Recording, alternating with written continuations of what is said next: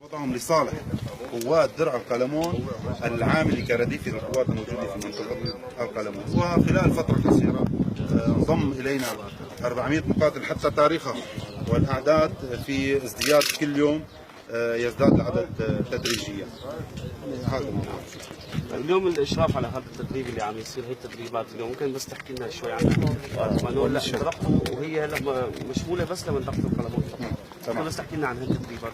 هلا التدريبات نحن العناصر اللي بيلتحقوا عنا مستقبلين، ونفهم ان احنا انه انتم جايين لتخدموا بمناطقكم، يعني ما يكون عنده ردة فعل، وبنجيب مباشرة على حقل التدريب الخاص بالوحدات الوحدة الموجودة في منطقة القلمون، معين لهم طباء أكفاء مشان يدربوي، وكذلك نتابع موضوع لباسي، أكلي، نومي، شربي. التدريب راح يكون قتالي بحت من البداية، من الأسلحة الخفيفة المتوسطة، لياقة بدني، قتال في المناطق الجبلية. مناطق القلمون غالبيتها جبلية، فعم نركز على القتال في المناطق الجبلية وفي المدن.